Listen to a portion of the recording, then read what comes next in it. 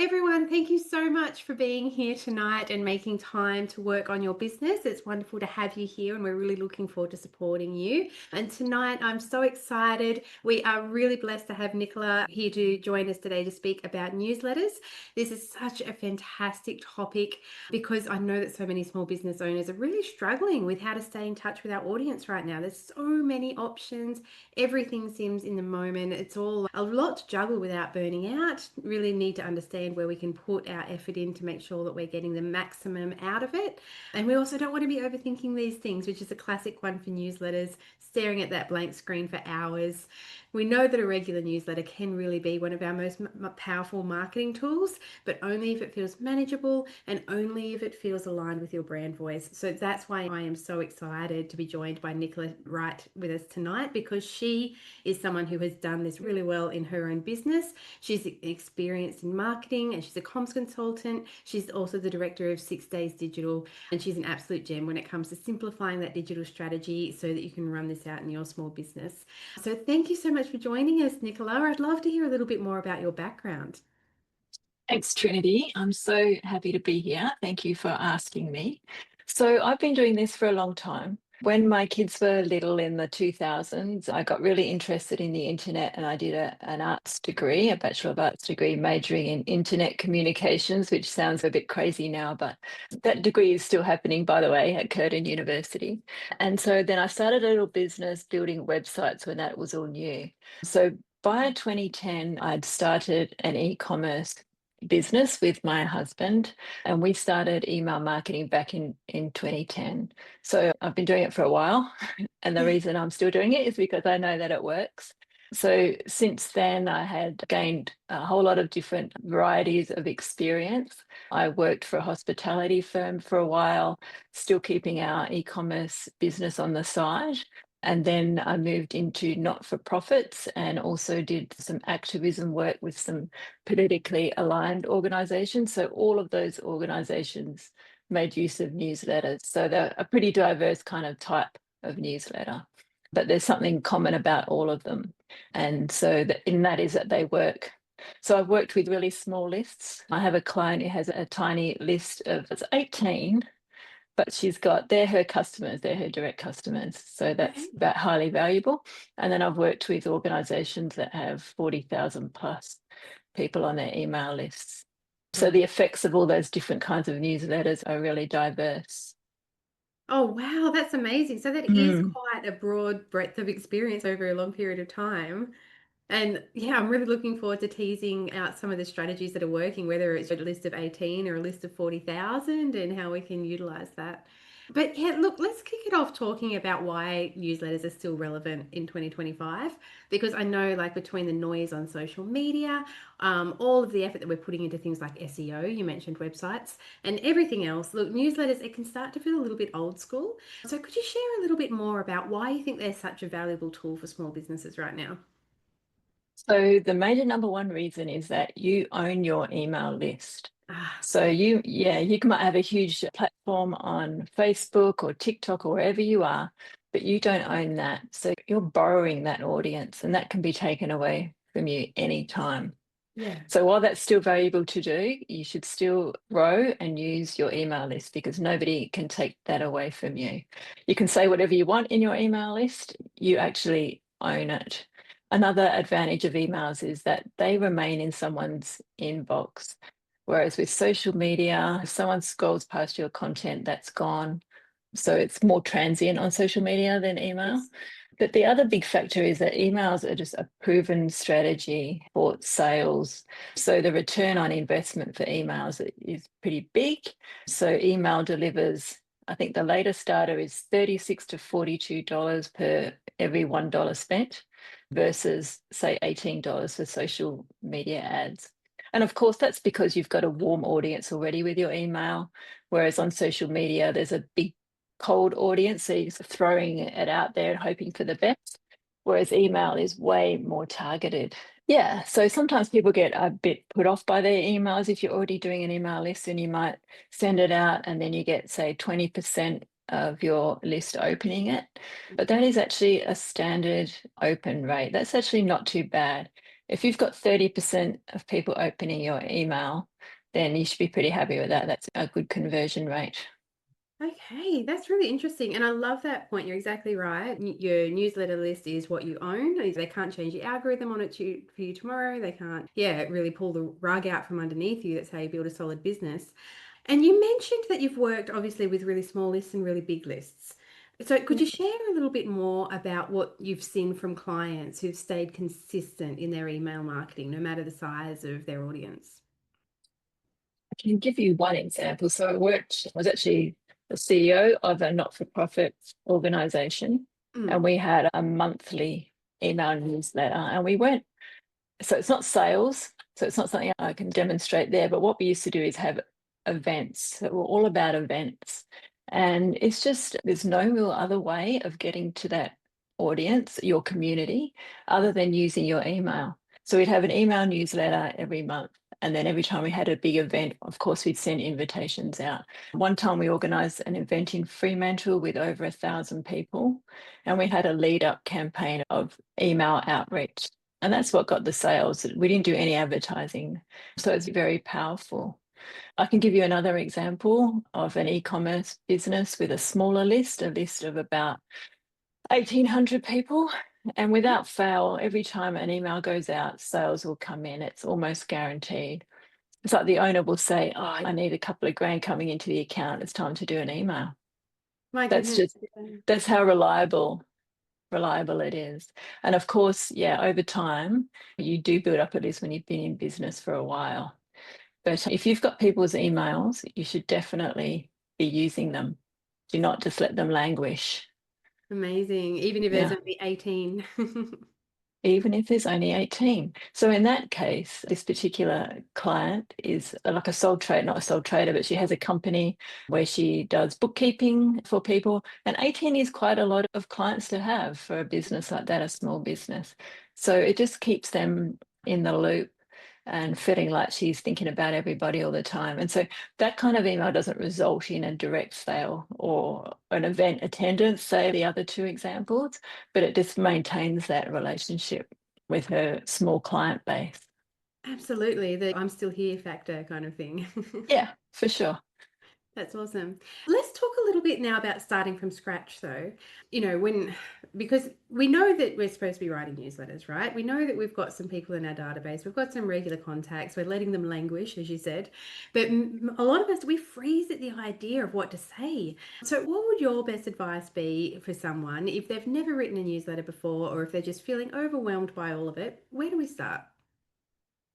Okay, so they don't have to be very complex. So I'll perhaps talk about a non-sales, a non-e-commerce, say like a regular small business email newsletter going out to customers. So Mhm. it doesn't have to be groundbreaking each time. So just a personal touch, like a personal hello, like a quick headline, and just one idea or one story that you've come up with, maybe an offer or an update or some news or something like that, just something small, and then a sign off in your voice and then a call to action. So it could be get in contact about whatever, or a link to the shop, or a call to action of some sort. So I do recognize that it can be hard to come up with those ideas. Yes. So this is where AI can come in very handy for you. AI can really help to just take that white blank page away. And all you have to do is tell it a little bit about your business. I want to write my newsletter. Oh, what do you think I should talk about this time? Yeah, that's made a huge difference, I think, even for me, working with lots of different clients. It's, oh, what will we do this time? You don't have to take on board everything that AI might suggest for you, ChatGPT, but it just takes that edge off. One good thing you can do is once you've got started and you've got your idea is you repurpose that content. So you're not just writing a newsletter for the email. You can take that then and reuse it as a blog on your website if you have a capacity to do that. You can then also break the content down into like small snippets and you can use that for social media. So one person I work for, I do a monthly newsletter for her. We talk about a few things in there, and then we can take, say, 5 different pieces of content out and then reinforce that over the next month. So if someone reads the newsletter, then they see it again on her socials, and then it reinforces the message. I think that's a really good system to have in place because you feel like you're breaking your social media content plan for the month. You're breaking its back with the newsletter, and then you can Yeah. spoke off in those kind of veins. So yeah, look, that's a fantastic system, which I'd love to dive a little bit more into. But you touched on AI, and I know that this is going to be Mm. something that people are going to want to hear more about. In fact, I think that we'll have to get you back for a second webinar just to talk entirely about using AI in our business. But if we can just focus on getting our newsletter up to speed, you work a lot with AI and those systems. How can we use these to make our newsletters feel less like a chore and more like a smooth process without becoming robotic? Okay, my number one piece of advice is don't let ChatGPT or AI write everything for you. The best way to use it is for brainstorming and ideas. So I might use it at probably opposite to maybe some people do. Some people might write something and then say, "Oh, can you just help me polish this off, make it look more professional?" But I think then everyone can tell straight away that it's GPT It has a bit or of a AI. recognizable phrasing, doesn't It it? Once you've really worked with it for a does. bit, you can spot Yeah. it. And because for me, it's every single day, and maybe for you too, Trinity, but then as Mm. soon as you read it straight away. So I think the preferred method for me is get it to start things off. So it could just be bullet points that you can build on, or get it to write something and then you can look at it and go, oh, that's terrible. And just go in and put your own personal voice into it. So then it really just takes away that whole brain freeze where you think, oh, I'm not going to do my newsletter because I can't think of what to write about. So that's how I use it myself, and that's what I would recommend. And also just set a time where you're going to sit down and you're going to brainstorm with the bot and do your newsletter. I'm doing my newsletter. I'm setting aside half an hour to think about what to do and go from there. And once you start, then you want to finish it because you think, wow, my newsletter is amazing. I can't wait to send it to everybody. Yeah. Don't be afraid of using ChatGPT, but also use it wisely. I really like that system that you've got in place where you're using it for your brainstorming, like whether you're looking at topics or doing a bit of research there. I think that's fantastic. And then taking away the blank white screen by saying, give me some bullet points that I can write in or just the headings. I think that's Yeah. fantastic. Yeah. Something that I've really noticed is that we're all really engaging more with more human content right now because there is so much polish and so much AI noise on the internet at the moment. But getting back to speaking to a real human and hearing them write in their natural voice, like you were saying, it actually stands out at the moment. Yeah, and I do write a lot about that. You probably noticed, Trinity, on LinkedIn because I'm a bit obsessed with that topic. Because at first I was like, oh, it's going to just take everyone's jobs and we're not going to need be useful because ChatGPT can write everything. And have a background as a writer, and I was like, oh, I'm going to lose my job. But I've quickly realized that's not the case. And it actually takes a bit of work to learn how to use ChatGPT properly. It's like this wild beast, and you just like trying to tame it. I think it's bigger than any of us quite realize. And it augments you. So it Mm, augments the person who's using it. So if mm. you're lazy, let's just say, and you're just churning out Efficient chat is the word that I GPT, prefer, but if you're just posting content that you haven't worked with, Mm. then that's a giveaway, right, to everyone. It's like, oh, they just Yeah. churn out stuff without putting much thought into it. But if you do put thought into it, then it just makes what you would have done without ChatGPT even better. That's how I see it anyway. I think that's a really good approach. I'd love to hear some examples from you as well. I know you've got a couple in mind about people that are doing this well and what you really notice and appreciate about these examples. Okay. Right, I'll share my screen. Brilliant. Let's see. Oh, Jennifer, thank you for putting that question through about how do you collect emails. That's absolutely the next point we'll be talking about. So Uh, take a look at some yeah, examples and then Nicola's going to take us through some collection options. So yeah, perfect question. Thanks, we'll Jennifer. come to that. So the first one I'm going to show you is just one of my own ones. It's very simple. All I'm saying is, here's your guide. So this is an email response to people who sign up for a newsletter PDF guide, which I've posted on LinkedIn. And I'll show you that in a moment because that leads into how we build up our list. So it's just a very simple in design. I'm saying, thanks for signing up. Here's your link, flagging that I'm going to speak to you again soon, and then a sign off. So I was using my own signature for a while there, but I think it looks a bit nicer if you can use a digital one. But if you sign off as a business owner using your own name, I think that's just a really good personal touch. And it's something that I've done ever since the beginning. Another example I want to show you is this is from the e-commerce business that I started with my husband back in 2010. So as you can see, it's consistent. You've got your logo at the top and then a striking image that tells you what the email is about. We've all seen these, right? We've all seen these sales emails come through when you subscribe to something. The thing people want to know is, oh, where's my discount? Because it's usually about a discount code. So you have a discount code, fairly prominent, a call to action, don't miss it. So you want to have a bit of a time scarcity going on. And then you just got your link and you click on that and that sends people through. And this works. I've got another example of another e-commerce business I work with, similar deal. These emails go out and they're almost the same each time. So you're changing the offer and you might change the image, but your customer wants to see consistent. They don't want a surprise. So they see an email come from you and they think, oh, there's a special, great, I might get a discount, open it.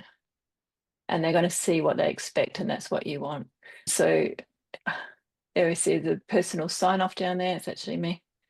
The reason I'm showing my 2 and my 3 emails is because it's probably not the right thing for me to do to share any of my clients' emails on the webinar. But as you can see, it doesn't have to have a huge amount of content. We've got a tiny amount of content there. Even a friendly, chatty newsletter style one. In fact, I've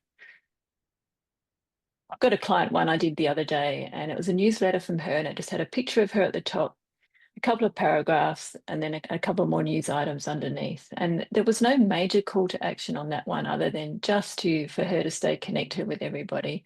And if you're having any trouble with your books, get in contact with me. So a basic, simple message. So Trinity, I could quickly talk about collecting the emails. Absolutely. Before we jump to that, actually, could we Yep, talk a yep, tiny little bit about platforms? So we've got a couple of yeah, options here. Is yeah. it MailChimp that you recommend or yeah? I'll stop sharing. Is that better? Okay. Yeah. So I use MailChimp. I also use Klaviyo, which is a brand new one really on the market that e-commerce brands use, and that can set up a whole bunch of automatic flows. So if someone abandons their cart, etc., it'll send them an email and say, hey, you've forgotten something. And we've all received those. They always Um, uh, work on me. Hey, like I don't know yeah. why. I know it's such an easy marketing ploy. I'm like, why does this work on me? I know, because if it gets someone just the right time when they're just sitting around, like, what should I do now? Easy And it prey. can really work. There's a whole bunch of them out there. There's HubSpot, there's Campaign Monitor, and so they're tiered. Okay, so you can start with usually a free tier if you've got a really small list. And the only issue with those is that you just have the branding down the bottom. So you might have a little MailChimp logo down the bottom. I don't think that's a big deal. I don't think there's any shame in people knowing that you're starting out. And then as you get more and more subscribers, you're paying more and more as you go. So Campaign Monitor, I haven't used that for a while, but that's another one. They're all very similar. So these days, everything is pretty easy. You're just dragging and dropping. You set up your template with your logo, you put all your colors in, and then you're basically just dragging and dropping images and content and buttons and all that stuff. It's actually fun. I love doing this stuff. That's why I like my job, because it's a creativity side to it as well. Yeah, so it's fun. But conversely, I'm very cynical about emails myself. So I unsubscribe to a whole bunch of stuff all the time and try and keep it neat and tidy. But not everyone does that. So most people you have end up with on your list, you'll keep forever. They might not even open your emails, but one day they might. They're an asset. Your email list is an asset that you should definitely be leveraging as much as Absolutely. possible. One of Mm. the tips that you said a moment ago, actually, that I just want to circle back to because I thought that was Yep. really well put. When we're Yep. creating these email templates that we're sending out, like your approach that you don't want to surprise the customer. Like they're clicking on this because they want to see the header image that's going to tell them exactly what's in there. They're looking for a discount code. They're asking what your specials are. So yeah, having that mentality, you don't want to necessarily surprise your customer. You want to be reliable and yeah, give them what they're actually subscribed to a list for. Yeah. because it's, although it serves you, it's about them. So Yes, this is probably getting more into sales stuff, and I'm not an expert on sales, but it's all about the customer. You want, it's got to be about them. So just because you feel like I'm bored with my template, I might do a new one this month. it's You know, tempting. it's tempting, but don't waste your time. Just focus on the stuff that is actually going to increase your business. And that's That's probably it. not going to do that. I can That's see it. someone's got a comment in the chat about what do they need to put in the footer with MailChimp to avoid landing in the spam junk inbox. It's not what you put in the footer so much. It's more of a requirement, what you put in the footer. So people need to be told why are they on your list. So you say you're on this list because you signed up to my email list. But as far as not landing in spam and junk, that's really tricky. Sometimes you just can't do anything about that. And it's dependent on the email client that people are using. So I've noticed that over time, though, like especially using MailChimp, it's gotten better at advising on what a good subject line is or preview text is to avoid that. What can help is using personalized their names in the email subject line. That can help with spam as well. But sometimes no matter what you do, you're going to end up there. So that's why sometimes when you sign up for something, you will see them saying, make sure you whitelist the email address or check your junk folder, and because it's just unavoidable at times. Okay. Yeah, no, that makes a lot of sense. So now we've spoken a little bit about platforms. Yes, let's talk about how we're opting in. So did you want to share some examples there as well, Nicola? How we're Yeah, collecting so emails? somehow you've got to get these emails, right? So if you're selling stuff online, that's pretty easy because every time someone places an order, their email gets sucked into your system. Technically, they should actually subscribe to marketing for you to be able to use that email address. But I'm going to just admit here that when I first started my e-commerce business in 2010, we just added everybody who bought a product onto the email list. And then down the bottom in the footer, we had you are receiving this email because you purchased this product from us, and didn't ever have a spam complaint or anything like that. So that's easy. If you've got a bricks and mortar shop, that might be a bit more tricky. So you have to get a little bit imaginative. I suppose you could ask for email addresses when people are coming through. If you've got a website, there's another thing you can do by having a sign up form on there. So you see sign up forms quite often on people's websites, usually like a pop up. Mm. I find it really annoying when I land on a website and the pop-up comes up like within 2 seconds. It's like, I'm still looking. Don't do that. So, Especially on so if you, mobile. It's any cross to make it go away. Yeah. yeah, so if you are going to do a pop-up, and I did A/B testing with this as well, it's better to do Mm. it just before they move away from the page. And then you pop up at the last minute with your discount or your offer or whatever that is. So that brings me to how you're going to bribe people to get on your email list. So you've got to give them something. You can offer a discount or you can offer some free content. On the original e-commerce site I set up with the crystal clear spas, we did both. So even now, if you go on there, it pops up with a 10% discount plus the free guide to pristine spa water. And that works really well because you're giving people something, and there's nothing wrong with that. You should always, I think, be prepared to give your customers something for free. And so I can demonstrate it for you. So Trinity's letting me do this because I have a PDF that I'm using to build my own list. My 6 days business is relatively new. It's only 8 months old. So only just the other week I built this. I'm going to share my screen again if that's okay. Perfect. Share. So over here, I'll just spread it out. There's a page where people can put in their name and their email and submit it. And then a process is initiated whereby they'll be sent an email with a link to download this free PDF guide on getting your email newsletter up and running. So once that happens, I'm actually going to run this on LinkedIn as an ad. So once that happens, then that person becomes join your list, and then they get this free bit of content from Mm. you. So this works for any kind of business, not just this kind of business.